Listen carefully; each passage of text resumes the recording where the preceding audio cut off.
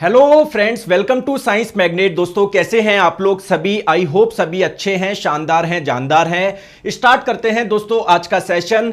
PDF आप लोगों को Telegram channel science by Neeraj sir पे मिल जाएगी क्लास के बाद में। और दोस्तों आज आखिरी दिन है साइंस का फाउंडेशन बैच, निर्माण बैच, बिल्कुल बेसिक से आप लोग पढ़िए। पूरे 200 रुपए का ऑफ है, यानी पूरे केवल 599 रुपए में आपको मिल जाएगा। पूरा एनसीईआरटी ओरिएंटेड है। कूपन कोड है इंडिया 200, है ना। तो 10 और 11 फरवरी 2 दिन का विशेष ऑफर था, तो आज अपना आखिरी दिन है। तो प्ले स्टोर पे जाओ, साइंस मैग्नेट ऐप इंस्टॉल करिए। पेड कोर्स में जब जाओगे, निर्माण बैच में बाय नाउ करोगे, वहां पर कूपन कोड आ जाएगा। यहां पर आप लोगों को डेमो वगैरह मिल जाएंगे। सिलेबस क्या है पूरा मैंने आप लोगों को वहां पर समझा रखा है। चलिए स्टार्ट करते हैं आज का सेशन। पहला क्वेश्चन आपके स्क्रीन पे ये रहा, ठीक है। चलिए बताएंगे दोस्तों, आप लोगों को बोला गया है कि बताइए 15 ये एटॉमिक नंबर किसका होता है, ये किसका होता है, ये किसका होता है, ये किसका होता है। तो आप लोगों को कुछ भी नहीं करना, बस 1 से 20 तक आप लोग याद रखिएगा, है ना। जैसे हाइड्रोजन का परमाणु क्रमांक होता है 1, हीलियम का होता है 2, लिथियम का 3, बेरिलियम का 4, बोरोन का 5, कार्बन का 6, नाइट्रोजन का 7, ऑक्सीजन का 8, है ना। तो आप लोग बताइए 15 किसका होता है। तो hydrogen, helium, lithium, beryllium, boron, carbon, nitrogen, oxygen, fluorine, neon, sodium, magnesium, aluminium, silicon. Silicon का होता है 14। 15 होता है दोस्तों किसका, फॉस्फोरस का। और फिर सल्फर का होता है 16, क्लोरीन का होता है 17, आर्गन का होता है 18। तो करेक्ट आंसर आप लोगों का क्या हो जाएगा, ऑप्शन नंबर बी हो जाएगा। Very good. चलिए आगे चलते हैं, नेक्स्ट क्वेश्चन पे बताएंगे। दोस्तों आप लोगों को 4 एग्जाम्पल दिए, 4 ऑप्शन दिए हुए हैं। आप लोगों को पहचानना है इसमें से फॉडर क्रॉप कौन सी है, चारा फसल कौन सी है। ऐसा नहीं है दोस्तों फसल का उत्पादन केवल हमारे लिए होता है। दोस्तों जो आप लोगों के गाय होती है, भैंस होती है, तो इनको जो चारा चाहिए होता है, तो इसके लिए भी तो फसल उगाई जाती है। तो कौन सी फसल ऐसी है जिसका इस्तेमाल होता है चारा के रूप में, बताओ। 4 आप लोगों को ऑप्शन दिए हुए हैं। तो क्या आप लोग मुझे सारे एग्जांपल्स बता सकते हैं जो एनसीईआरटी ने दिए हुए हैं? चलिए दोस्तों एग्जांपल याद रखिएगा फॉडर क्रॉप के, यानी चारा फसल के। एक तो हो जाएगा आप लोगों का बरसीम, तो ऑप्शन में ये दिया हुआ है क्या, बिल्कुल। इसके अलावा दोस्तों और एग्जांपल याद रखिएगा दोस्तों, ओट और सूडान ग्रास, जिसे हिंदी में सूडान घास भी बोलते हैं। इन सभी का इस्तेमाल किस में होता है, चारा फसल के रूप में होता है। अच्छा आप लोग मुझे एक चीज और बताइए, जो चारा फसल होती है, तो ये जो फसल होती है इनकी लंबाई ज्यादा होनी चाहिए, कम होनी चाहिए, बताओ। फसल ये लंबाई ज्यादा होनी चाहिए, कम होनी चाहिए? इनकी दोस्तों लंबाई ज्यादा होनी चाहिए, क्योंकि ज्यादा जब लंबाई होगी तो दोस्तों जैसे मान लो पत्तियां वगैरह भी काफी ज्यादा होगी, कुल मिला के आप लोगों को ज्यादा चारा मिलेगा, ठीक है। चलिए नेक्स्ट क्वेश्चन आपके स्क्रीन पे बताइए। जो कम बोल रहे हैं ना, बहुत बढ़िया, पता पड़ गया आपकी तैयारी किस लेवल की है। इतनी बार पढ़ा चुका हूं, उसके बाद में यह हाल है। एक तार से प्रति मिनट गुजरने वाले इलेक्ट्रॉनों की संख्या ज्ञात कीजिए यदि उस तार में प्रवाहित धारा इतनी है। देखिए एक वायर है, इस वायर में करंट कितनी फ्लो हो रही है, 500 मिली एम्पियर। मिली को बोलते हैं 10 की पावर -3, तो कुल मिला के 500 गुना 10 की पावर -3 एम्पियर इतनी करंट फ्लो हो रही है।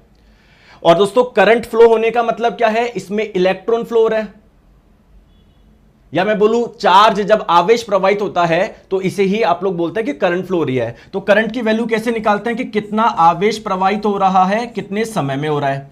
तो अगर मैं आपको बोलूं कितना आवेश प्रवाहित हो रहा है, तो कैसे निकालेंगे, I इंटू टी। तो अगर करंट का मान आप लोग लेंगे एम्पियर में, ठीक है, और समय का मान आप लोग लेंगे सेकंड में, तो आपको पता पड़ जाएगा कितना आवेश प्रवाहित हो रहा है। आवेश का मान आ जाएगा कुलंब में। तो पहले मुझे बताइए कितना आवेश प्रवाहित हो रहा है। तो I का मान दिया हुआ है 500 गुना 10 की पावर -3, और समय का मान कितना दिया हुआ है, 1 मिनट में पूछ रहा है, यानी 60 सेकंड में पूछ रहा है। तो बेसिकली आप लोगों का कुल आवेश इतना प्रवाहित होगा। अब एक इलेक्ट्रॉन पे कितना आवेश होता है, 1.6 इंटू 10 की पावर -19। 2 पे कितना होगा, 2 से गुना कर लो। मैं मान रहा हूं टोटल n इलेक्ट्रॉन फ्लो रहे हैं, तो n इलेक्ट्रॉन का आवेश कितना होगा, n गुना 1.6 गुना 10 की पावर -19। और ये कुल आवेश किसके बराबर है, 500 गुना 10 की पावर -3 गुना 60 के। बोलो यस और नो, बोलो।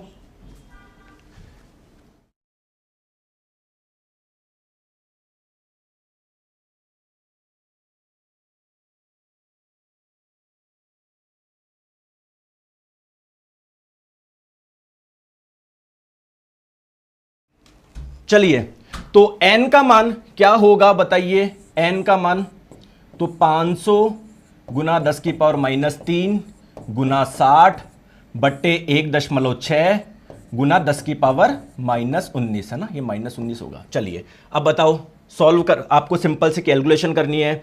कैसे करें देखो दोस्तों, 2 जीरो ये रहे, 1 जीरो ये रहा, ये 10 की पावर 3 हो गया, तो 10 की पावर 3 और 10 की पावर -3 कट जाएगा, तो 5 × 6 क्या बचा, 30 बचा। इधर क्या हो गया आप लोगों का 1.6, 10 की पावर -19 ऊपर जाके 10 की पावर +19 हो जाएगा। आगे बात समझ में, ठीक है। एक काम और करिए दोस्तों, यहां पर ये पॉइंट हटा दो, ऊपर एक जीरो आ जाएगा, तो 10 की पावर 19 बन जाएगा, 10 की पावर 20, और ये आप लोगों का 30 ऐसा का ऐसा, ये 16 इधर। तो मुझे बताओ 30/16 कितना होता है। तो अगर ये 32 होता तो 32/16 होता 2, और हमारा आंसर आ जाता 2 × 10 की पावर 20। लेकिन क्या है, ये 32 नहीं है, 30 है, 32 से थोड़ा सा कम है, तो आपका आंसर 2 नहीं आके 2 से हल्का सा कम आएगा। तो ये वाला ऑप्शन आप लोगों को दिख रहा होगा, ऑप्शन नंबर ए। बोलो यस और नो। आगे बात समझ में, आगे बात समझ में, ऑप्शन नंबर ए इसका बिल्कुल सही आंसर हो जाएगा। Very good. चलिए नेक्स्ट क्वेश्चन आपके स्क्रीन पे बताएंगे। बताओ, 30 मीटर पर सेकंड से वेग से चलने वाला एक वाहन, दोस्तों एक व्हीकल है, एक वाहन है, जो किस वेग से चल रहा है। प्रारंभ में इसका जो वेग था वो 30 मीटर पर सेकंड था, और ये क्या हो गया 10 सेकंड में रुक गया। तो जब रुक जाता है तो फाइनली इसकी वेलोसिटी कितनी हो गई, 0, अंततः इसका वेग हो गया 0। तो आपसे पूछना जा रहा है कि रुकने से पहले इसने कितनी दूरी तय करी। और जब भी कोई सीधी रेखा में चलता है तो दूरी बोल दो, विस्थापन बोल दो, बात बराबर है। तो कुल मिलाकर इसका विस्थापन कितना हुआ, एस का मान आप लोगों को निकालना है। तो गति का कोई सा भी समीकरण जब आप लोग लगाते हो वहां पर त्वरण की आवश्यकता पड़ती है, एक्सेलरेशन की आवश्यकता पड़ती है। तो त्वरण क्या होता है, वेग में कितना परिवर्तन हुआ बट्टे कितने समय में हुआ। तो कितना परिवर्तन हो गया, 30 से हो गया 0, यानी कितना इसमें से ये माइनस करोगे, -30 का परिवर्तन हो गया। कितने समय में हुआ, 10 सेकंड में। तो त्वरण का मान कितना आ गया, -3 मीटर पर सेकंड स्क्वायर आ गया। क्लियर है। अब कोई सा भी समीकरण लगा लो, मैं ये समीकरण लगा लो, v² = u² + 2as। तो v का मान कितना है, 0, 0 का स्क्वायर करोगे 0 ही आएगा। u का मान है 30, 30 का स्क्वायर करोगे 900 आएगा, +2 × त्वरण का मान है -3। तो s का मान कितना हो जाएगा बताइए, -900 बटे -6। तो ये माइनस से माइनस कटा, 6 कटा 3 से 2 बार में, 9 कटा 3 से 3 बार में, तो 300/2 यानी 150 मीटर आ जाएगा। कोई दिक्कत तो नहीं है, क्वेश्चन बन रहा है या नहीं बन रहा है ना। तो क्या 150 मीटर आप लोगों का आंसर आ रहा है, बिल्कुल सर आ रहा है। चलिए नेक्स्ट क्वेश्चन का आंसर आप लोग बताएंगे, बताइए। देखिए दोस्तों, कोई कोई व्यक्ति होते हैं जो कि कॉनकेव लेंस यानी अवतल लेंस का इस्तेमाल करते हैं चश्मे में। अवतल लेंस की फोकस दूरी होती है नेगेटिव। कोई कोई होते हैं जो कि कॉन्वेक्स यानी उत्तल लेंस का इस्तेमाल करते हैं, इनकी फोकस दूरी होती है पॉजिटिव। दोस्तों ऐसी कौन सी बीमारी है, मतलब जिसमें मान लो निकट की चीजें भी साफ नहीं दिखती, दूर की भी नहीं दिखती, मतलब दोनों ही कंडीशन हो रही है उसको, तो वो ऐसा चश्मा यूज करेंगे जिसमें दोनों लेंस यूज हो, कॉन्वेक्स भी कॉनकेव की, यानी पॉजिटिव फोकस दूरी वाला भी नेगेटिव वाला भी। इसको बोलते हैं बाईफोकल लेंस। तो बाईफोकल लेंस हम लोग कौन से व्यक्ति इस्तेमाल करेंगे, जो कि दोनों रोग से पीड़ित है। Correct answer option number A हो जाएगा। क्लियर है। चलिए बताएंगे, इनमें से कौन एक शुद्ध पदार्थ है, ये आप लोगों को बताना है। शुद्ध पदार्थ कौन सा है। तो देखिए दोस्तों, जो भी पदार्थ होता है या जो भी मैटर होता है उसको दो पार्ट में हम लोग बांट सकते हैं। कुछ पदार्थ होता है शुद्ध पदार्थ, जिसे आप लोग इंग्लिश में प्योर सब्सटेंस भी बोलते हैं, और कुछ होता है अशुद्ध पदार्थ जिसको मिश्रण यानी मिक्सचर के नाम से भी जानते हैं। तो ध्यान रखिएगा दोस्तों, जितने भी आपके एलिमेंट होते हैं, जितने भी तत्व होते हैं, वो सारे शुद्ध पदार्थ कहलाते हैं। जितने भी कंपाउंड यानी जितने भी यौगिक होते हैं वो सारे शुद्ध पदार्थ कहलाते हैं। तत्व कौन कौन से, hydrogen, helium, lithium, beryllium, boron, carbon, nitrogen, oxygen, fluorine, neon, sodium, magnesium, aluminium, silicon, सारे शुद्ध पदार्थ है। ठीक है। जितने भी यौगिक है वो भी शुद्ध पदार्थ है। यौगिक किसको बोलते हैं, जो कि दो या दो से अधिक तत्वों से मिलकर बना हो, जैसे H2O हो गया, H2SO4 हो गया, CO2 हो गया। आगे बात समझ में, बोलो। जैसे मीथेन, इसका फॉर्मूला ये होता है ना, तो ये दो तत्वों से मिलकर बना हुआ है, तो ये कंपाउंड है। तो जितने भी कंपाउंड होते हैं वो आप लोगों के सारे शुद्ध पदार्थ ही कहलाएंगे। आगे बात समझ में, बोलो यस और नो। करेक्ट आंसर आप लोगों का ऑप्शन नंबर बी हो जाएगा। चलिए नेक्स्ट क्वेश्चन आपके स्क्रीन पे बताएंगे। क्वेश्चन आपकी स्क्रीन पे है, कुछ आपको मेटल दी गई है और उन मेटल के बारे में कुछ बातें बताई गई है, आप लोगों को मिलान करना है। बताइए। देखिए दोस्तों, कुछ मेटल काफी सॉफ्ट होती है, इनको चाकू से भी काट सकते हो। लोहे को काट सकते हो क्या? नहीं। कॉपर को नहीं, एल्यूमिनियम को नहीं। किस किस को? लिथियम हो गई, सोडियम हो गई, पोटेशियम हो गई, तो इनको चाकू से भी काट सकते हैं। तो सी आप लोगों का मैं आर से मिला दूं? जी सर। दोस्तों मरकरी इकलौता ऐसा मेटल है, इकलौता ऐसा धातु है कि जो नॉर्मल टेम्परेचर पे तरल अवस्था में होता है। ठीक है, हालांकि किसी भी मेटल को आप लोग गर्म करोगे वो तरल अवस्था में आ जाएगा, लेकिन ये तो ऑलरेडी नॉर्मल टेम्परेचर भी तरल अवस्था में होता है, तो डी आप लोगों का पी से कनेक्ट हो जाएगा। चलिए दोस्तों, कॉपर को जब आप लोग रखते हो खुले में, तो एयर में जो ऑक्सीजन है, कार्बन डाइऑक्साइड है, इससे अभिक्रिया करके बन जाता है कॉपर कार्बोनेट, जो कि हरे रंग का होता है। मतलब इस पे हरे रंग की परत छट जाती है अगर आप लोग उसे खुले में रखोगे। तो बी आप लोगों का एस से कनेक्ट हो जाएगा। लोहे की आप लोग बात करो तो खुले में रखोगे तो इस पे जंग लग जाती है, जिसकी वजह से इसका कलर रेडिश ब्राउन हो जाता है, लाल भूरे रंग की एक परत जम जाती है। तो क्या मैं ए को क्यू से मिला दूं क्या? तो क्या आंसर होगा? Q S R P, Q S R P, Q S R P. Option number B. बोलो बोलो बोलो बोलो बोलो बोलो। आगे बात समझ में क्लियर है या नहीं है? चलिए, वेरी गुड। नेक्स्ट क्वेश्चन आपके स्क्रीन पे ये रहा। बताओ, कौन सा कोलाइड एक ठोस में तरल से बनी होती है? बताइए। ठोस में तरल घोल के क्या बनता है? तो कोलोइड अलग अलग प्रकार के होते हैं। कुछ कोलोइड होते हैं जो कि लिक्विड में लिक्विड घोलने से बनते हैं, कुछ आप लोगों के लिक्विड में सॉलिड घोलने से बनते हैं। एक कोलोइड ऐसा है जब आप लोग सॉलिड में यानी ठोस में जब तरल को घोलते हो तो ये आप लोगों का जो कोलोइड कहलाता है, इसे आप लोग बोलते हैं जेल। करेक्ट आंसर आपका हो जाएगा ऑप्शन नंबर बी। आ रही है बात समझ में? इसके 3 एग्जाम्पल दोस्तों याद रखिएगा। एक तो हो जाएगा जेली, एक चीज और एक बटर मक्खन। आगे बात समझ में? ये 3 एग्जाम्पल आप लोगों को याद रखने हैं। ठीक है। एक बच्चा बोल रहा है सर आरआरबी जेई पढ़ाइए, बस तुम इसलिए तो आज तक सिलेक्शन नहीं हो पा रहा तुम्हारा है। तुमको यही नहीं पता कि एएलपी में जो साइंस का सिलेबस है वही टेक्नीशियन में, वही आरआरबी जेई में। बाकी जितने भी बच्चे अच्छे से पढ़ रहे हैं वो भी एएलपी देंगे, ग्रुप डी दे चुके हैं, अभी एएलपी देंगे, फिर जेई भी देंगे, टेक्नीशियन भी देंगे, सब फोड़ेंगे वो। क्योंकि उनका सारा ध्यान इधर है समझने में। तुम्हारा ध्यान ये है पहले टेक्नीशियन का कराओ, जेई का कराओ, तुम्हारा है ना, इसलिए आपका सिलेक्शन नहीं हो पाया आज तक, है ना।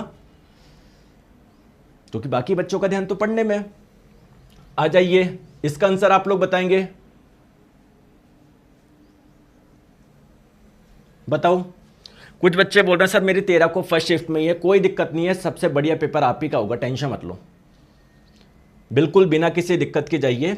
चलो, यहां पर आपको 4 रिएक्शन दी गई है, बताना है कौन सी रिएक्शन किस टाइप की है। देखो, आपको इनमें से सबसे इजी कौन सी लग रही है? सर ये तो काफी टफ लग रही है, ये भी टफ लग रही है, ये भी टफ। ये देखो, ये एक एसिड है, ये एक बेस है। जब भी किसी अम्ल और क्षार की अभिक्रिया करते हो, इस अभिक्रिया को क्या न्यूट्रलाइजेशन रिएक्शन बोलते हो, उदासीनीकरण अभिक्रिया बोलते हो क्या?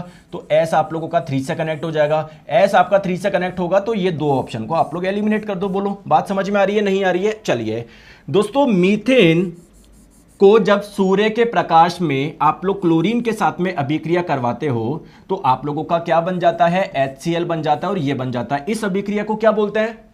एनसीईआरटी ने बड़े बड़े अक्षरों में लिखी हुई है, इस अभिक्रिया को सब्स्टिट्यूशन रिएक्शन यानी प्रतिस्थापन अभिक्रिया बोलते हैं, सब्स्टिट्यूशन रिएक्शन बोलते हैं इस वाले को। क्लियर है? इतनी बार मैंने आप लोगों को बता दिया है। तो क्या मैं R को 2 से कनेक्ट कर दूं? R दोस्तों 2 से कनेक्ट होते ही आप लोगों का ऑप्शन नंबर सी आ गया, बाकी को चेक करने की जरूरत ही नहीं है। हालांकि दोस्तों बाकी के बारे में भी मैं आप लोगों को बताता हूं। चलो इसको देखो दोस्तों, ये क्या है? एथीन है, या मैं बोलूं अनसैचुरेटेड हाइड्रोकार्बन है। अनसैचुरेटेड क्यों बोल रहा हूं? यहां पर कार्बन कार्बन के बीच में सिंगल बॉन्ड है। तो जब भी किसी अनसैचुरेटेड हाइड्रोकार्बन यानी असंतृप्त हाइड्रोकार्बन की रिएक्शन करवाते हैं हम लोग हाइड्रोजन गैस के साथ में निकल की प्रेजेंस में, तो ये आपका सैचुरेटेड में बदल जाता है, संतृप्त में बदल जाता है। आगे बात समझ में? तो इसमें क्या, ये इस रिएक्शन को एडिशन रिएक्शन बोलते हैं, क्योंकि इसमें जब हाइड्रोजन ऐड होता है तब ये वाली अभिक्रिया होती है। तो क्या मैं Q को 1 से कनेक्ट कर दूं क्या? बोलो यस और नो। इस वाली अभिक्रिया को अगर आप ध्यान से देखोगे तो क्या बन रहा है, एस्टर बन रहा है। एस्टर की पहचान कैसे करें, यहां पर कार्बन और ऑक्सीजन के बीच में होता है डबल बॉन्ड, इस कार्बन से ऑक्सीजन जुड़ा होता है, इस ऑक्सीजन से कुछ कार्बन होते हैं, इससे भी कुछ कार्बन जुड़े होते हैं, तो ये बेसिकली एक एस्टर है, तो इसको एस्टरिफिकेशन रिएक्शन बोलते हैं। तो पी आप लोगों का 4 से कनेक्ट हो जाएगा। तो 4 1 2 3 4 1 2 3, बताओ कोई दिक्कत है क्या, आ रही है बात समझ में, कोई परेशानी कोई दिक्कत है क्या? चले आगे। और देखो दोस्तों मैं फिर से बता रहा हूं कि जो अनसैचुरेटेड हाइड्रोकार्बन होते हैं, असंतृप्त हाइड्रोकार्बन आप लोग किसको बोलते हैं बताइए फिर से, जहां पर कार्बन कार्बन के बीच में सिंगल बॉन्ड या डबल बॉन्ड हो तो इनको अनसैचुरेटेड यानी असंतृप्त बोलते हैं। ये असंतृप्त है। तो जब आप लोग इसमें जोड़ते हो हाइड्रोजन गैस, ये अभिक्रिया होती है एक उत्प्रेरक की उपस्थिति में, या तो निकल का इस्तेमाल कर सकते हो या पैलेडियम का कर सकते हो, और फिर आप लोगों को क्या मिलता है, सैचुरेटेड यानी संतृप्त हाइड्रोकार्बन मिल जाता है ना। देखो कार्बन कार्बन के बीच में सिंगल बॉन्ड ना। क्या आप लोग मुझे बता सकते हैं क्या इस वाली अभिक्रिया को क्या बोलते हैं? इस वाली अभिक्रिया को बोलते हैं एडिशन रिएक्शन, योगात्मक अभिक्रिया, ठीक है, या संकलन अभिक्रिया भी बोलते हैं इसको, ठीक है। अब आप लोग मुझे एक छोटी चीज बताओ, इस वाली अभिक्रिया का इस्तेमाल कहां पर होता है, कौन मुझे बताएगा? इस वाली अभिक्रिया का इस्तेमाल कहां पर होता है, कौन मुझे बताएगा? बोलो बोलो कहां पर होता है, ठीक है। तो जो वेजिटेबल ऑयल होते हैं, जो वनस्पति तेल होते हैं, इसको वनस्पति घी में कन्वर्ट करने के लिए यह वाली प्रक्रिया का इस्तेमाल होती है। वेरी गुड यार, बहुत बढ़िया बहुत बढ़िया। चलिए दोस्तों यहां पर आपको एक रिएक्शन दी गई है, क्या दिया गया है, C2H5OH को आप लोग गर्म कर रहे हो किसकी प्रेजेंस में, इस KMnO4 की प्रेजेंस में, तो आप लोगों को मिल रहा है ये CH3COOH। अगर आप लोग ध्यान से देखोगे यहां पर ऑक्सीजन केवल एक था, यहां पर 2 है, यानी इसमें ऑक्सीजन जुड़ गया, यानी इसका ऑक्सीकरण हो गया। तो एथेनॉल के ऑक्सीकरण से एसिटिक एसिड मिलता है, हमको बात पता है, और यहां पर देख भी पा रहे हो। तो ये ऑक्सीकरण किसी ना किसी ने तो करवाया होगा, तो कौन है यहां पर, सर यहां पर ये है, इसी ने करवाया है। तो जो ऑक्सीडेशन करवाता है या जो ऑक्सीडेशन करता है उसको बोलते हैं ऑक्सीडाइजिंग एजेंट यानी ऑक्सीकारक। Correct answer option number B हो जाएगा। चलिए दोस्तों आप लोग मुझे बताएंगे इस अभिक्रिया में अगर KMnO4 की जगह क्या किसी और ऑक्सीकारक का इस्तेमाल कर सकता हूं क्या ये काम कोई और भी करवा सकता है क्या? बिल्कुल। तो ये काम जैसे KMnO4 जो कि क्षारीय प्रकृति का होता है ये भी करवा सकता है, और इसकी जगह दोस्तों बहुत बढ़िया कई बच्चे कमेंट कर रहे हैं K2Cr2O7, बहुत बढ़िया। तो ये इसका भी इस्तेमाल कर सकते हैं, ये अम्लीय प्रकृति का होता है, ठीक है, पोटेशियम डाइक्रोमेट इसका नाम है। तो आप लोग किसका इस्तेमाल कर सकते हैं, देखिए दोस्तों, या तो आप लोग KMnO4 का इस्तेमाल कर सकते हैं जो कि बेसिक यानी क्षारीय प्रकृति का होता है, या फिर आप लोग इसका इस्तेमाल कर सकते हैं जो कि अम्लीय प्रकृति का होता है। तो अगर आप लोगों से एग्जाम में पूछा जाए इन दोनों को क्या बोलोगे, तो दोनों ही क्या है, ऑक्सीडाइजिंग एजेंट है, ऑक्सीकारक है। चलिए नेक्स्ट क्वेश्चन बताइए, चलिए बताइए, थोड़ा सा पानी पी लेता हूं मैं। दोस्तों इस क्वेश्चन को शॉर्ट में करो,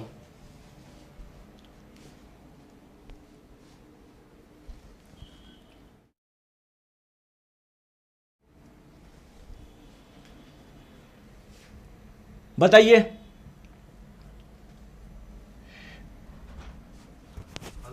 ये पानी चेंज करो, वो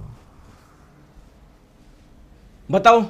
अब इस क्वेश्चन को शॉर्ट में कर सकते हो कि देखो ये रहा आपका कॉनकेव मिरर यानी अवतल दर्पण, दर्पण के मध्य बिंदु को बोलेंगे पोल, एक ऐसी हॉरिजॉन्टल लाइन क्षैतिज रेखा जो कि यहां से होकर गुजरती है उसको आप लोग बोलते हैं प्रिंसिपल एक्सिस यानी मुख्य अक्ष। अगर बात करेंगे दोस्तों यहां पर सेंटर ऑफ कर्वेचर वक्ता केंद्र, और इन दोनों के एग्जैक्ट बीच वाले पॉइंट को बोलेंगे फोकस। तो बोला जा रहा है कि फोकस दूरी है 20 सेंटीमीटर, ठीक है, यानी यहां से जो फोकस है वो 20 सेंटीमीटर की दूरी पर है। तो वक्रता केंद्र कितनी दूरी पर होगा, 40 सेंटीमीटर की दूरी पर होगा। बोलो यस और नो। अब आपने वस्तु को कहां पर रखा है, 30 सेंटीमीटर की दूरी पर रखा है, यानी कहीं ना कहीं F और C के बीच में रखा है। मैंने कितनी बार आप लोगों को बताया है कि जब भी किसी वस्तु को वक्रता केंद्र के राइट में कहीं पर रखोगे तो प्रतिबिंब बड़ा बनता है। तो अगर 1.2 सेंटीमीटर ऊंचाई है अगर वस्तु की है तो प्रतिबिंब की इससे ज्यादा होगी। तो दोस्तों ये तो नहीं हो सकता। बोलो बात सही है या नहीं है?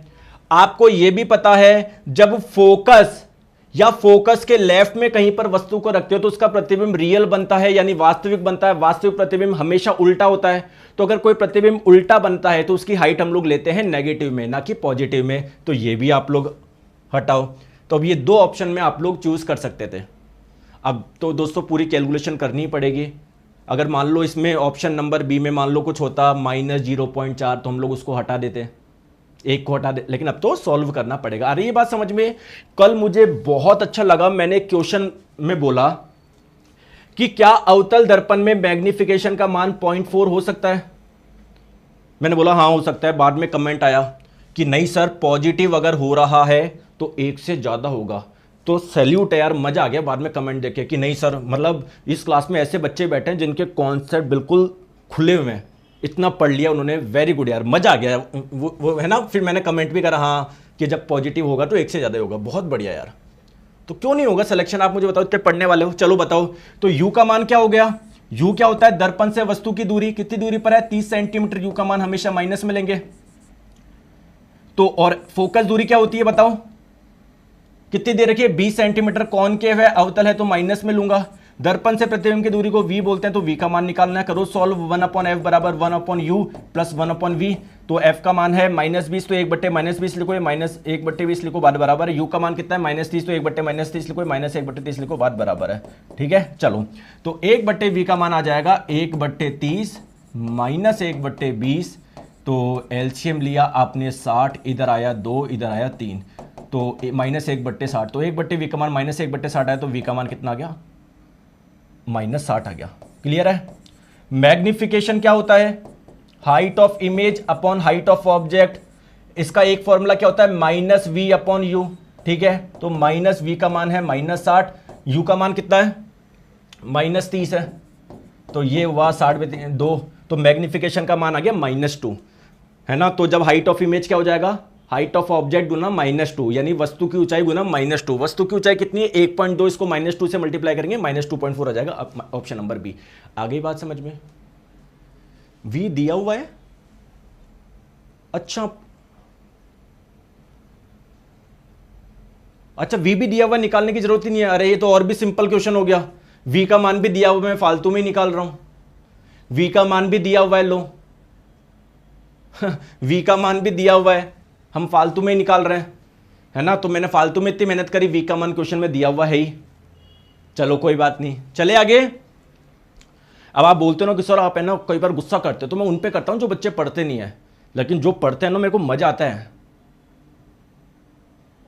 गुस्सा केवल उन वजह से आता है जो मेहनत नहीं कर रहे। फिर मतलब यार आप जब क्लास में आ गए हैं, आप एक बार तैयारी में घुस चुके हैं, तो तब तो अच्छे से करो। कई बच्चे ऐसे हैं जिन्होंने अभी तक सिलेबस नहीं करा, या 10 दिन पहले जो मैंने पढ़ा है वो चीज़ याद नहीं है, वो चीज़ गलत कर रहे हैं, तो फिर कैसे सिलेक्शन होगा यार। आपकी इच्छा है भाई, आप पढ़ो या मत पढ़ो भाई, सिलेक्शन होगा आपका, होगा नहीं होगा आपका, नहीं होगा मेरा क्या है इसमें। आ जाओ, कौन सा कथन सही है।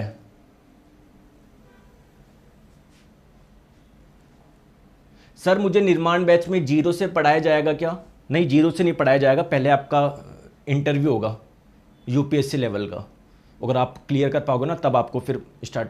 अरे यार ऑब्वियसली बात है, बेसिक से पढ़ाएंगे, डेमो जाके देख लो, ज्वाइन वाइन तुम्हें कुछ करना नहीं है, नेतागिरी सारी करवा लो। आ जाओ, कौन सा कथन सही है दोस्तों। इंप्रूवमेंट इन फूड रिसोर्सेज, यानी खाद्य संसाधनों में जो सुधार है, उसमें बड़े बड़े अक्षरों में लिखा हुआ है कि देश में फसल उत्पादन के लिए क्या किया गया था, ग्रीन रिवॉल्यूशन आई थी, हरित क्रांति। हरित क्रांति के द्वारा फसल उत्पादन में वृद्धि हुई थी। और दोस्तों एक थी श्वेत क्रांति, व्हाइट रिवॉल्यूशन, जिसमें दूध का उत्पादन, है ना। तो ये किससे रिलेटेड है, हरित क्रांति आपकी फसल से रिलेटेड है, और जो श्वेत क्रांति है, व्हाइट रिवॉल्यूशन है, वो किससे है, आप लोगों का दूध उत्पादन से रिलेटेड है। दोस्तों और भी क्रांति है, नीली क्रांति सुना है आपने, लेकिन उनके बारे में नहीं करना, केवल 2 क्रांति के बारे में दिया गया है, वो भी इतना सा दिया गया है कौन किससे रिलेटेड है। तो अगर आप एग्जाम ओरिएंटेड पढ़ोगे सिलेबस, आपको कहीं कोई दिक्कत नहीं है, पूरे मार्क्स लेकर आओगे। दिक्कत क्या है, आप लोग चीजें फालतू की पढ़ते रहते हो, आउट ऑफ सिलेबस चीजें पढ़ते रहते हो, है ना। चलिए आ जाओ,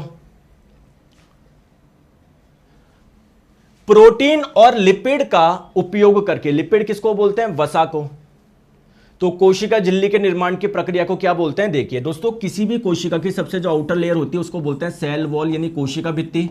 इसके अंदर एक और लेयर होती है जिसे बोलते हैं सेल मेम्ब्रेन यानी कोशिका झिल्ली। दोस्तों कोशिका झिल्ली किससे बनी होती है? प्रोटीन और फैट से, प्रोटीन और वसा से। तो देखिए दोस्तों, कोशिका के अंदर जो होता है ना एंडोप्लाज्मिक रेटिकुलम, अंतःप्रद्रव्य जालिका, वो दो प्रकार का होता है, एक RER और एक SER। तो RER रफ एंडोप्लाज्मिक रेटिकुलम से बनता है प्रोटीन और SER से बनता है फैट यानी वसा। तो ये जो फैट बनता है, ये जो प्रोटीन बनता है, इसका इस्तेमाल हो जाता है कोशिका झिल्ली के निर्माण में। इस प्रक्रिया को हम लोग मेम्ब्रेन बायोजेनेसिस भी बोलते हैं, झिल्ली जीवात जनन भी बोलते हैं। बोलो याद है या नहीं है या भूल गए? बोलो। चलिए नेक्स्ट क्वेश्चन आपके स्क्रीन पे बताएंगे। बिना पढ़े जॉब, हाँ ब्लॉक कर देता हूँ ना मैं। तुमको क्या लग रहा है रोज मजे लूंगा मैं तुम्हारे? हैं ब्लॉक कर दिया, पढ़ो घर जाके। चलो बताओ, पौधों में वृद्धि कहां तक सीमित होती है? देखिए दोस्तों, अगर बात करें एनिमल और प्लांट में काफी डिफरेंस है, बहुत ज्यादा डिफरेंस है। जैसे हम एनिमल्स में ग्रोथ बॉडी के ऑलमोस्ट हर पार्ट में होती है, लेकिन प्लांट में जो ग्रोथ होती है बहुत लिमिटेड रीजन में होती है, कुछ विशिष्ट क्षेत्र में होती है, पूरे में नहीं होती है। क्यों? क्योंकि प्लांट में कुछ ही टिश्यू है, कुछ ही उत्तक है जिनकी कोशिका में कोशिका विभाजन हो सकता है और कोशिका विभाजन से ही ग्रोथ होती है। तो ये जो मेरिस्टेमेटिक टिश्यू होते हैं, विगजोतक उत्तक होते हैं जिनकी कोशिका में कोशिका विभाजन हो सकता है, वो केवल कुछ ही जगह पर होते हैं। करेक्ट आंसर आप लोगों का ऑप्शन नंबर सी हो जाएगा। एनसीईआरटी ने बड़े बड़े अक्षरों में लिखा हुआ है, the growth in plants is limited to certain region. Plants में जो ग्रोथ होती है, जो वृद्धि होती है, वो केवल कुछ ही रीजन में होती है। आगे बात समझ में? चलिए नेक्स्ट क्वेश्चन बताए। पैरेनकाइमा कोशिकाएं सामान्यता कैसी होती है? Parenchyma cells. तो पैरेनकाइमा एक टिश्यू है, एक उत्तक है प्लांट में पाए जाने वाला।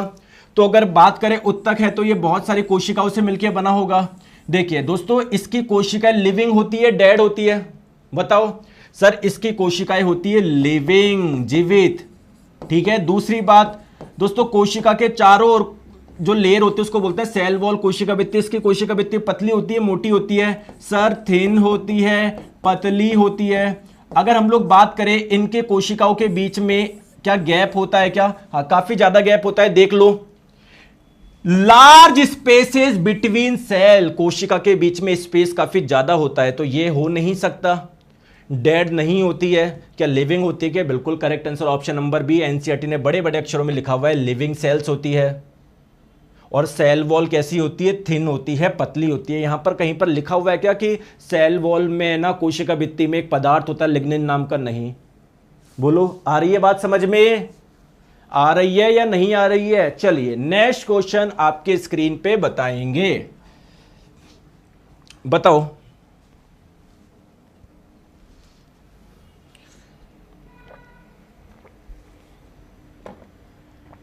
बताओ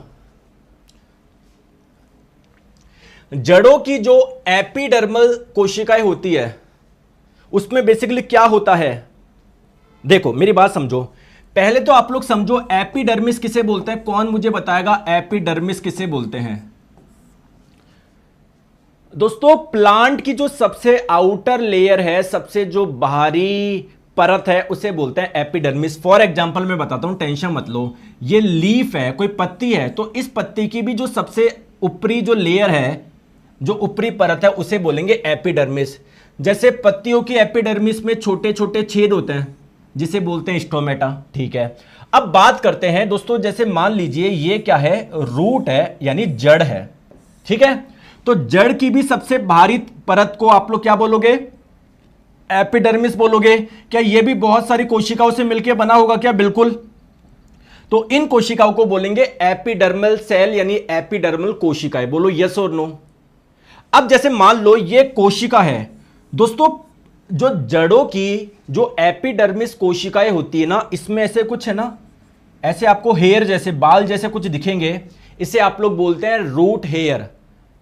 तो जड़ों की जो एपिडर्मिस सेल यानी एपिडर्मिस कोशिकाएं होती है उस पे क्या पाए जाते हैं, ऐसे बाल जैसे स्ट्रक्चर पाए जैसे जाते हैं जिसे रूट हेयर यानी मूल रोम बोलते हैं। Correct answer option number C हो जाएगा। आगे बात समझ में, ठीक है। देखो एनसीईआरटी ने बड़े बड़े अक्षरों में लिखा हुआ है epidermis cells of the root bear long hair like parts, ऐसे उसमें बाल जैसा कुछ पाया जाता है। बोलो यस और नो, क्लियर है या नहीं है, बोलो। विक्रम गांगुली, कल वाली क्लास का जाके कमेंट पढ़ लो, वो मैंने पिन कर दिया जो आप पूछ रहे हो, ठीक है। आ जाओ नेक्स्ट क्वेश्चन आपकी स्क्रीन पे। और दोस्तों दिमाग में कचरा मत भरो, कचरा भरने का मतलब फालतू की चीजें। देखो आप, मुझे पता है सभी सोशल मीडिया यूज करते हैं, यूट्यूब वगैरह, पता नहीं क्या क्या कचरा देखते रहते हो, हिंदू मुस्लिम ये जाति वो जाति, अपने दिमाग में इतनी घृणा भर रखी है ना आपने। आपकी गलती नहीं है, जिस प्रकार का आप कंटेंट देखोगे फिर आपको उसी प्रकार का दिखाया जाएगा। बोलो मैं गलत बोल रहा हूं क्या? जहां पर इंसान इंसान के प्रति घृणा करने लग जाता है, भैया अगर आप लोग कभी किसी का शरीर खोल के देखोगे ना तो सबके अंदर 2 किडनी मिलेगी, सबके अंदर 1 हार्ट मिलेगा। जैसे हड्डी आपकी है वैसे किसी दूसरे व्यक्ति की है, हम सब समान हैं। ये तो क्या है, लोगों ने, नेताओं ने ऐसे ऐसे वो कर दिया जिससे शासन किया जा सके। तो दिमाग में बिल्कुल प्यार रखो, सबको प्यार बांटो, दिमाग आपका बिल्कुल खुश रहेगा। नफरत भरोगे किसी के लिए भी, है ना, समझ रहे हो बात को? तो यार लोगों का भला करो, प्यार बांटो, प्यार मिलेगा। गंदा सोचोगे गंदे ही आपको चीजें ख्याल आएंगे। और क्या है, निम्नलिखित में से कौन सी फ्लोएम में छिद्रित भित्तियों वाली नलिकाकार कोशिकाएं होती है? देखो दोस्तों, फ्लोएम प्लांट में पाया जाने वाला एक टिश्यू है, एक उत्तक है। क्या ये बहुत सारे चीजों से मिलकर बना हुआ है क्या? बताओ इसके कंपोनेंट यानी इसके घटक का नाम बताओ। चलिए दोस्तों, फ्लोएम 5 प्रकार के घटक से मिलकर बना हुआ है। एक है चालनी कोशिकाएं, जिसे आप लोग इंग्लिश में बोलते हैं सीव सेल्स, ठीक है, इंग्लिश में बोलते हैं सीव सेल्स।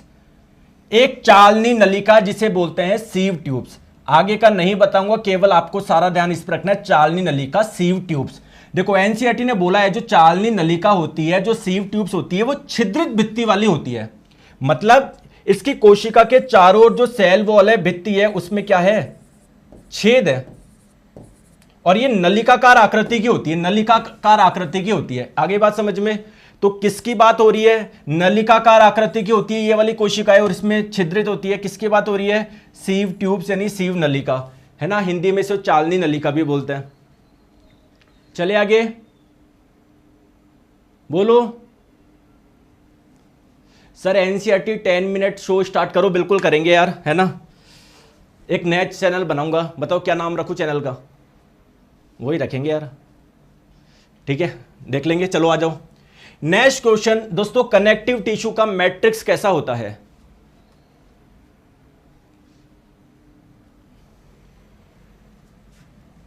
कनेक्टिव टिश्यू यानी संयोजी उत्तक। दोस्तों कोई भी उत्तक होता है वो बहुत सारी कोशिकाओं से मिलकर बना होता है। मतलब अगर कोई भी उत्तक हो, चाहे संयोजी उत्तक हो या कैसा भी हो, संयोजी उत्तक में जो कोशिकाएं होती है वो एक पदार्थ में होती है, एक पदार्थ में होती है। इस पदार्थ को हम लोग मैट्रिक्स के नाम से जानते हैं। अब जैसे आप लोगों को पता है बोन यानी हड्डी भी एक प्रकार का कनेक्टिव टिश्यू है, तो इसकी कोशिकाएं के बीच में जो मैट्रिक्स है वो सॉलिड स्टेट में होता है, ठोस अवस्था में होता है। ब्लड भी एक प्रकार का संयोजी उत्तक है, इसकी कोशिकाएं जिस मैट्रिक्स में होती है वो तरल अवस्था में होती है, प्लाज्मा। तो ये जो मैट्रिक्स है वो ठोस भी हो सकता है, तरल भी हो सकता है, जेली जैसा भी हो सकता है, ठीक है। करेक्ट आंसर आप लोगों का ऑप्शन नंबर डी हो जाएगा। क्लियर है क्या? आगे बात समझ में? बोलो यस और नो, बोलो यस और नो। चलिए नेक्स्ट क्वेश्चन आपके स्क्रीन पे बताएंगे। बढ़िया क्वेश्चन है। प्रतिरोधक होगा ये, प्रतिरोधक, प्रतिरोधक रजिस्टर। तो दोस्तों 3 रजिस्टर है, ये एक रजिस्टर है, एक प्रतिरोधक है, ये कोई दूसरा प्रतिरोधक है, ये कोई तीसरा प्रतिरोधक है। तीनों के ही प्रतिरोध का मान, जो रेजिस्टेंस का मान है वो 6 ओम है, 6 ओम है। अब आपने इनको जोड़ के एक त्रिभुज बना रहे हो। दोस्तों त्रिभुज कैसा होता है? ऐसा होता है ना, 3 भुजा वाली तीन भुजा से बंद आकृति को ट्रायंगल यानी त्रिभुज बोलते हैं। तो दोस्तों एक प्रतिरोधक ये रहा, एक प्रतिरोधक ये रहा, तीनों प्रतिरोधक को ऐसे जोड़ दिया कि एक त्रिभुज बन गया, ठीक है। तो इसका प्रतिरोधक 6 ओम, इसका 6 ओम, इसका 6 ओम। कोई भी 2 कोने ले लो, जो आपकी इच्छा हो, बताओ कौन से लूं? एक मैं ये ले लेता हूं, जो आपकी इच्छा हो ले लो, आंसर सेम आएगा। एक आपका मैं ये ले लेता हूं। तो इस पॉइंट को मैंने मान लिया ए, इस पॉइंट को मान लिया मैंने बी। तो मैंने आपको बोला कि इन दोनों पॉइंट के बीच का प्रतिरोध बताओ। तो आप लोग बोलोगे कि ए और बी के बीच में तो सर 6 ओम हो गया, आंसर 6 ओम होगा। आप करोगे ऐसे, एग्जामिनर करेगा ऐसे। दोस्तों ए और बी के बीच में ये भी तो है, और हाँ यार सर, तो इनके बीच में बहुत सारे प्रतिरोध है, तो आप लोगों को समतुल्य प्रतिरोध निकालना है। कैसे निकाले? देखिए दोस्तों, चुन्नू लाल, ये ए पॉइंट हो गया, ये बी पॉइंट हो गया। तो ये आपका कहीं ना कहीं ये 6 ओम का एक तो पहले से था। अब यहां से आप लोग देखोगे एक सीरीज में है, एक श्रेणी में है, और जब भी कोई दो प्रतिरोध श्रेणी में होता है तो उनका प्रतिरोध कैसे निकालते हैं? समतुल्य। दोनों को जोड़ लो, 6 + 6 12, तो ये कहीं ना कहीं ये 12 ऐसे आ जाएगा। बोलो यस और नो। अब ये 6 और 12 एक दूसरे के पैरेलल है, एक दूसरे के समांतर है, तो जो दो प्रतिरोध समांतर में होते हैं उनका समतुल्य प्रतिरोध कैसे निकालते हैं? सिंपल सा फॉर्मूला लगा दो, दोनों को जोड़ दो, सॉरी दोनों को गुना कर दो, 6 × 12, और दोनों को जोड़ दो, 6 + 12 18 हो गया। तो 18 कटा 6 से 3 बार में 12/3 हो गया, 4 ओम। दोस्तों मजा आया नहीं आया? मजा आया या नहीं आया? बोलो बोलो, आया या नहीं आया? चलिए नेक्स्ट क्वेश्चन आपकी स्क्रीन पे बताइए।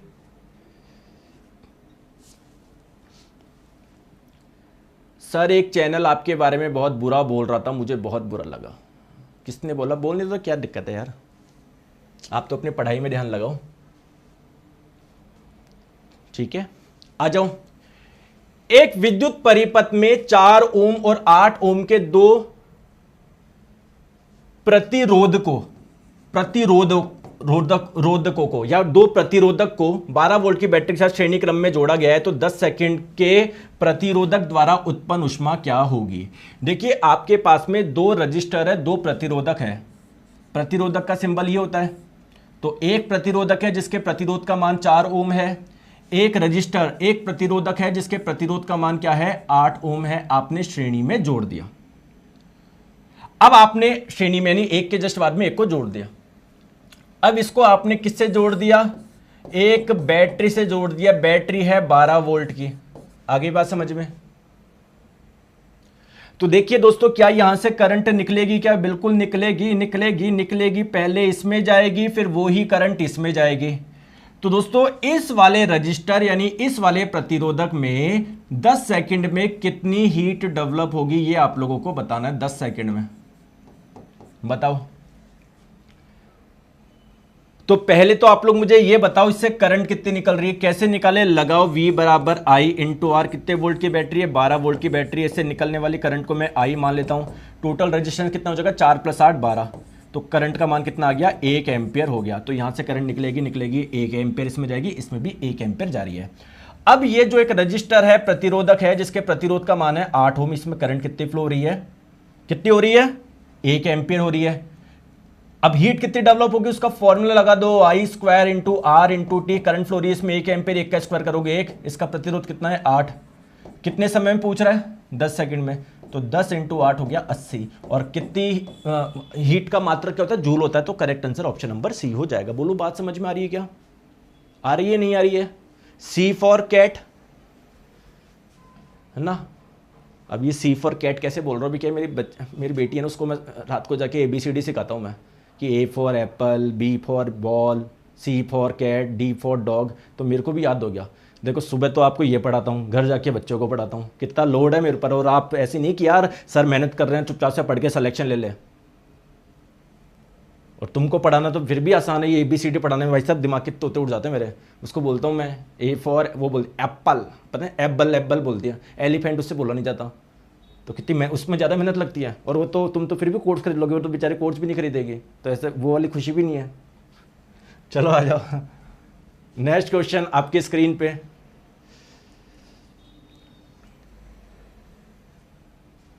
दोस्तों जो पैनक्रियास से जो पैनक्रियाटिक जूस निकलता है, जो अग्नाशय रस निकलता है, उसमें कई एंजाइम होते हैं। बताओ कौन कौन से होते हैं? तो जो पैनक्रियास यानी अग्नाशय से जो रस निकलता है उसमें 3 एंजाइम होते हैं। एक होता है ट्रिप्सिन, ट्रिप्सिन, ठीक है। एक होता है दोस्तों एमाइलेज, एमाइलेज, एमाइलेज। और एक होता है लाइपेज, लाइपेज। तो बताओ क्या पेप्सिन नाम का एंजाइम होता है क्या? नहीं। पेप्सिन होता है क्या? नहीं। पेप्सिन होता है क्या? नहीं। ये भी होता है, ये भी होता है। तो ट्रिप्सिन पाचन कराता है प्रोटीन का, लाइपेज करवाता है लिपिड का, जिसे आप लोग फैट भी बोलते हैं। Very good. चलिए नेक्स्ट क्वेश्चन आपकी स्क्रीन में, दिमाग के तार खोल लो, इस क्वेश्चन को सॉल्व करना है तो।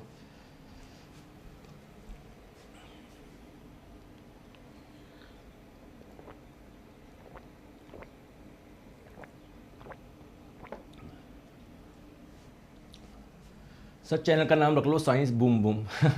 क्या नाम बता रहे हो तुम यार। सीधे तुम चाहते हो हमारे गुरुजी को पुलिस स्टेशन में भर्ती कराना चाह रहे हो तुम ऐसे ऐसे नाम रख के। चलिए बताओ दोस्तों, इनमें से बाइसेक्सुअल फ्लावर कौन सा है, यूनिसेक्सुअल फ्लावर कौन सा है? देखिए यूनिसेक्सुअल फ्लावर, एक लिंगी पुष्प किसको बोलते हैं? जिसमें या तो केवल मेल पार्ट हो या केवल फीमेल पार्ट हो। ऐसे फ्लावर जिनमें मेल पार्ट भी होता है फीमेल पार्ट भी होता है उसे बोलते हैं बाइसेक्सुअल फ्लावर यानी द्विलिंगी फूल। तो दोस्तों बाइसेक्सुअल के दो एग्जांपल याद रखो, एक तो मस्टर्ड यानी सरसों, और एक हो जाएगा हिबिस्कस जिसे आप लोग गुड़हल भी बोलते हैं। तो क्या मैं इसको ई से कनेक्ट कर दूं? बोलो। ठीक है।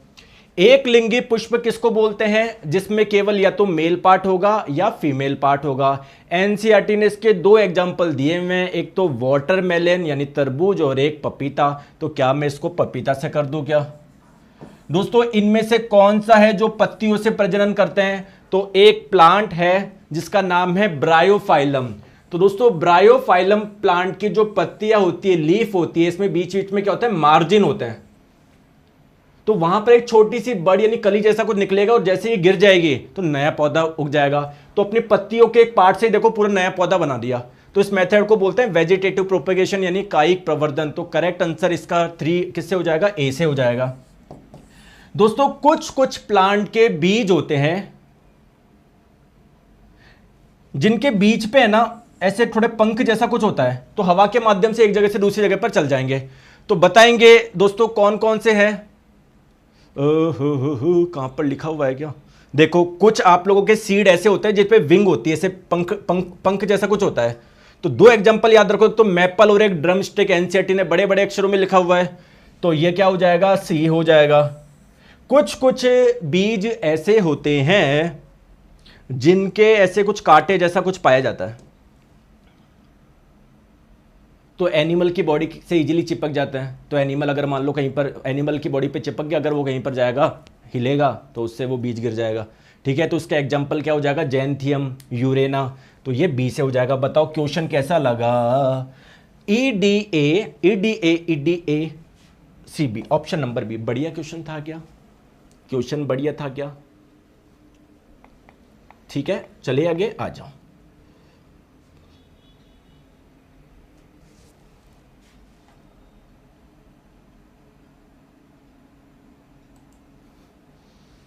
सर आपने सभी टीचर को एनसीईआरटी रेफरेंस लगाने पर मजबूर कर दिया है। चलो ठीक है, बताओ इसका आंसर बताओ। पृथ्वी की सतह पर एक पिंड का भार है 72 न्यूटन।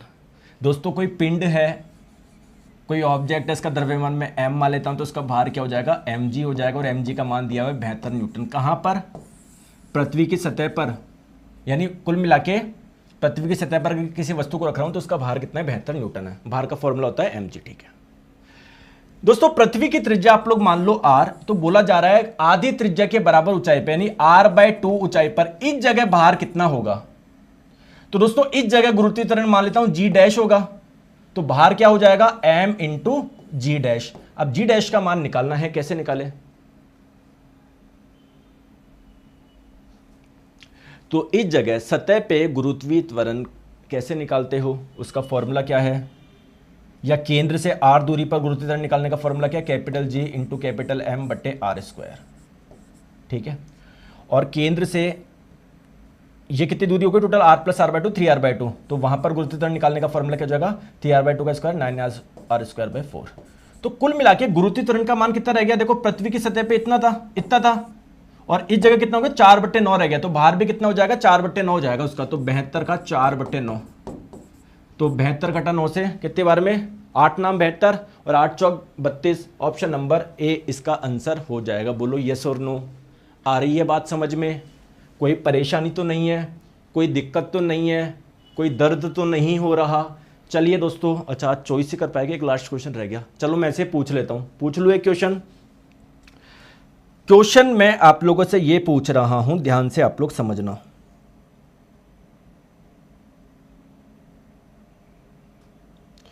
कि एक व्यक्ति का नियर पॉइंट